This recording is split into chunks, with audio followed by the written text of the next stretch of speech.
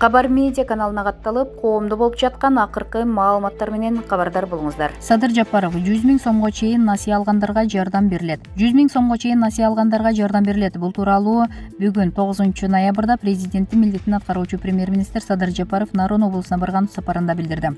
Анын айтымында 100 000 сомго чейин насыя алгандардын 3 айлык пайызына жардам берилет.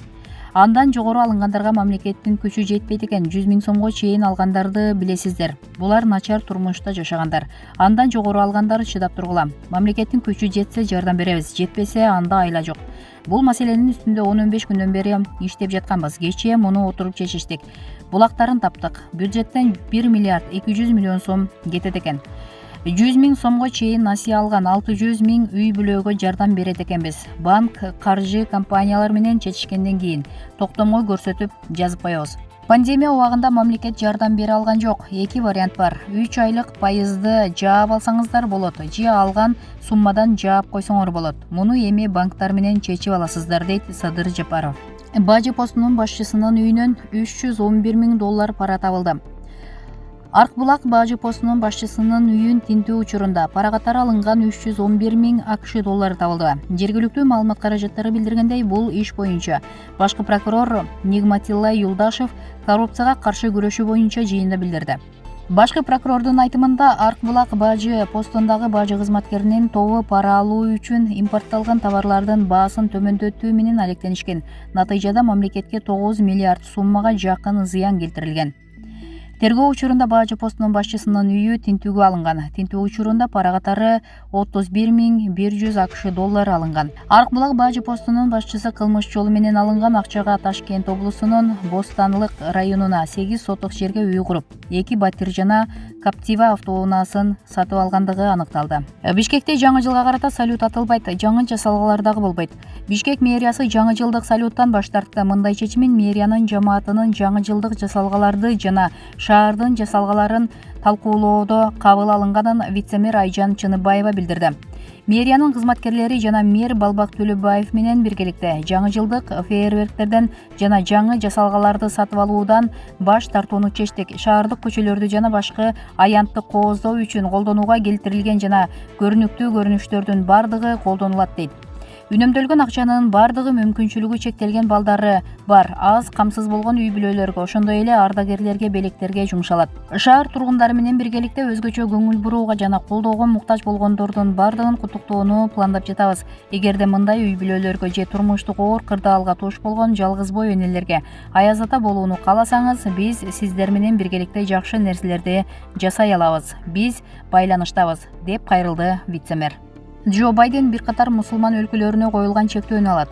Америка Кошмо Штаттарындагы президенттик шайлоодо жеңишке жеткен Джо Байден кызматына киришкенден кийин бир катар жарлыкка кол коюуга даяр. Ал 20 январда кызматына киришет. Ал Дональд Трамп кабыл алган бир катар чечимдерди жокко чыгарууну көздөөдө.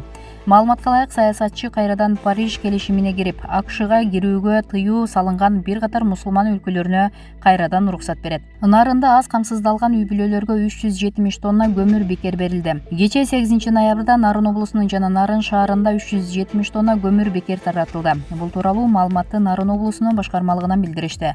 Маалыматка ылайык, 7 кап көмүрдөн 904 үй бүлө алган. Нарын облусунун ыйгарым укуктуу өкүлү Сабыркул Ашымбаевдин айтымында, жакынкы аралыкта дагы 600 тонна көмүр аз камсыздалган үй бүлөлөргө таратылып берилет. Садыр Жапаров Жозеф Байденди куттуктады.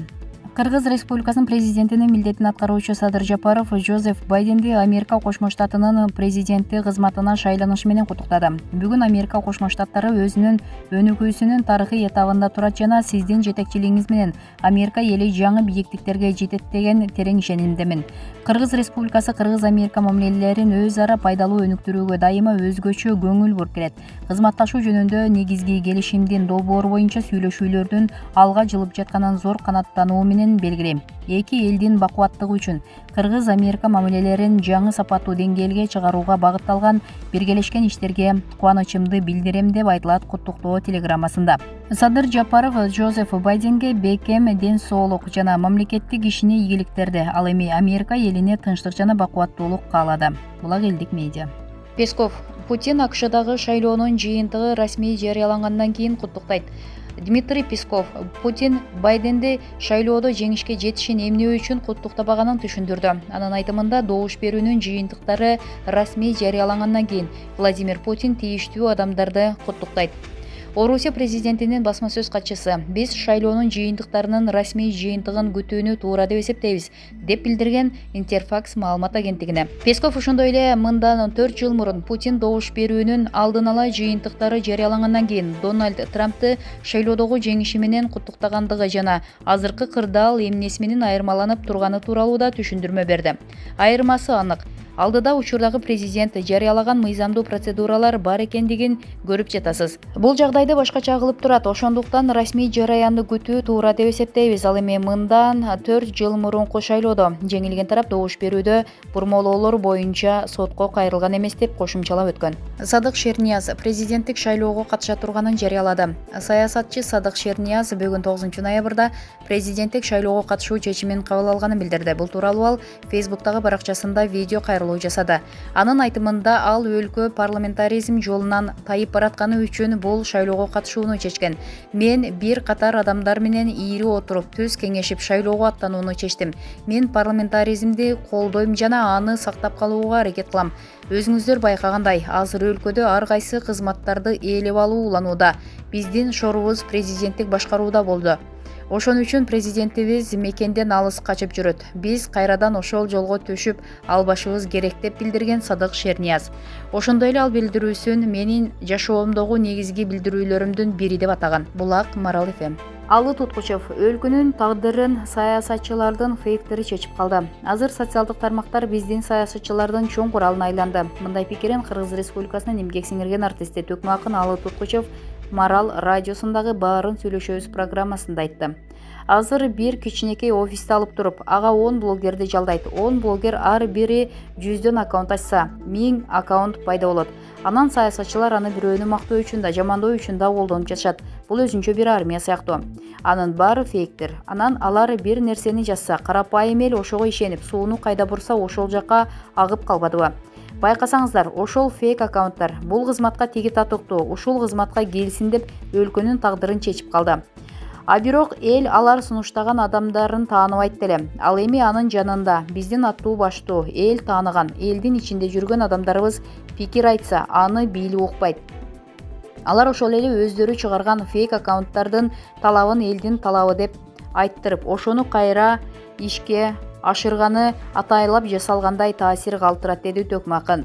Ошондой эле 5-6 октябрдагы окуяларда да белгилүү академиктер, аттуу баштуу адамдар калыс пикирлерин айтканын, бирок алардын сөздөрүн эч кандай эске алынбаганын да кошумчалады.